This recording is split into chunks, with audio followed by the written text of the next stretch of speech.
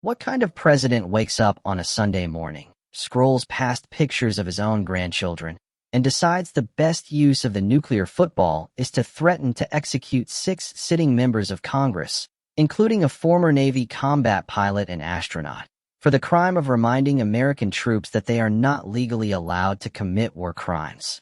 What kind of commander-in-chief looks at a video titled, "You swore an oath to the Constitution, not to a president," and sees sedition instead of patriotism, then sicks the Department of Defense on Senator Mark Kelly like he's Pablo Escobar instead of the guy who literally flew the space shuttle? What kind of very stable genius accidentally invades Mexico, kills 100 Venezuelan fishermen with drone strikes because drugs, turns the Oval Office into a gold-plated Saudi wedding hall, and still has the gall to scream treason at Democrats for quoting the Uniform Code of Military Justice verbatim? Answer: the kind whose second term is collapsing so fast that even Fox News is running out of cheerins that can spin it. The kind whose own retired generals are whispering coup-proof the chain of command. The kind whose Sunday meltdown on Truth Social just became the single most damning exhibit in the inevitable 25th Amendment conversations that are now happening in every secure room in Washington. Welcome to Donald J. Trump's Hang 'em High weekend, November 29th to December 1st, 2025, the 72 hours that will be studied in history books under the chapter titled, How a Republic Almost Died of Narcissistic Rage. Let's start with the video that broke the camel's back, because sweet Lord, it was beautiful in its simplicity. 6 Democratic lawmakers, every single one with serious national security bona fides: Mark Kelly, Navy captain, space shuttle commander; Alyssa Slotkin, former CIA; Jason Crow, Army Ranger; Chrissy Houlihan, Air Force engineer; Maggie Goodlander, former DOJ National Security; Chris DeLuzio, Navy veteran, released a 38-second clip that was so bland, so obviously correct, that it could have been narrated by Schoolhouse Rock.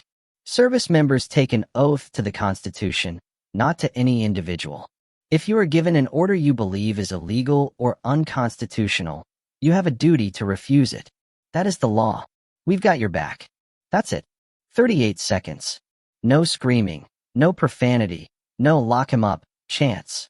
Just a calm recitation of Article 92 of the Uniform Code of Military Justice, the same rule taught to every recruit since 1950.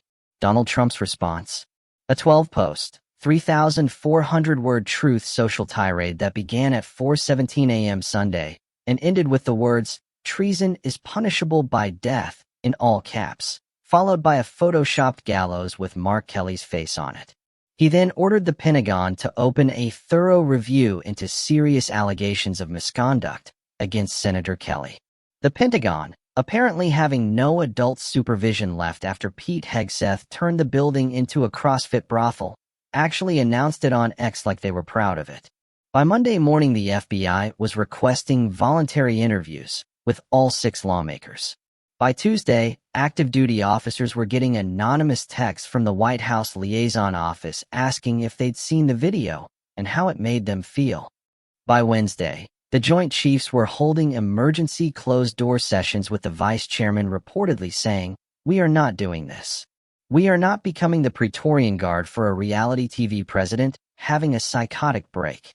And that, ladies and gentlemen, is how you accidentally radicalize the entire officer corps against you in under 96 hours. Let's be crystal clear about the irony so thick you could spread it on toast. The same president who spent years screaming that the military was woke and weak because it taught critical race theory and let women serve in combat is now demanding blind, unquestioning loyalty to his personal whims, the exact definition of the politicized military he claimed to despise. The same man who dodged Vietnam with bone spurs is now demanding that soldiers ignore the Constitution if he tells them to.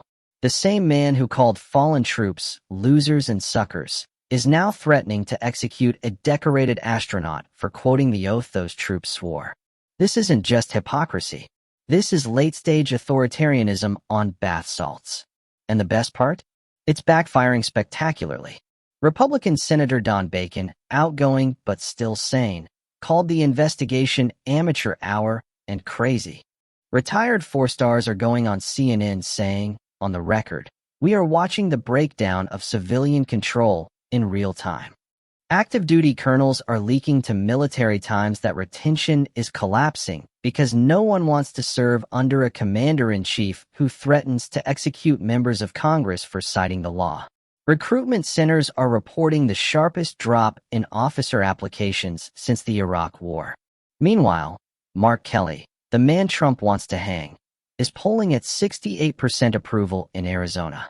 His fundraising haul broke $18 million in 48 hours.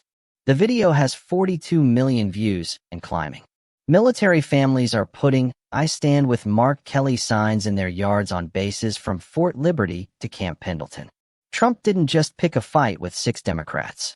He picked a fight with the entire professional military, and the military just looked at him, looked at the Constitution, and chose the Constitution. But let's zoom out, because this isn't just about one unhinged weekend. This is the inevitable endgame of a man who has spent 79 years believing rules are for other people. This is the man who accidentally invaded Mexico last month. Yes, really, U.S. troops put up Department of Defense signs on a beach south of the Rio Grande and had to be extracted by the Mexican Navy.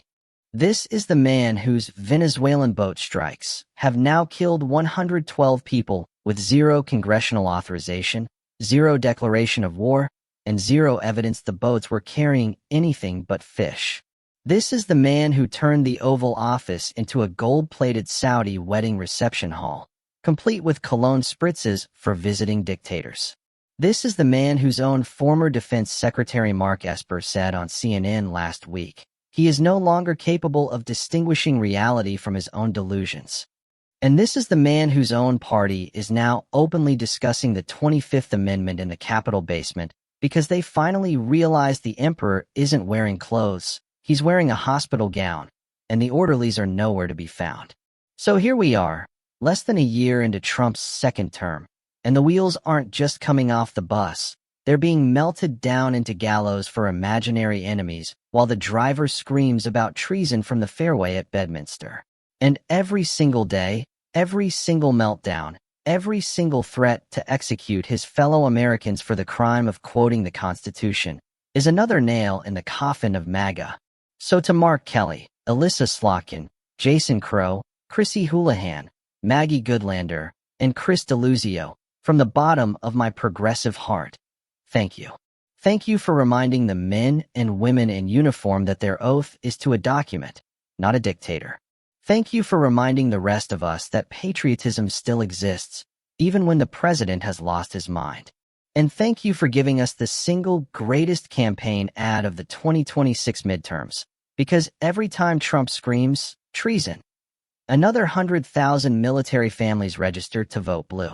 The hangman's rope is swinging, Donald, and it's got your name on it.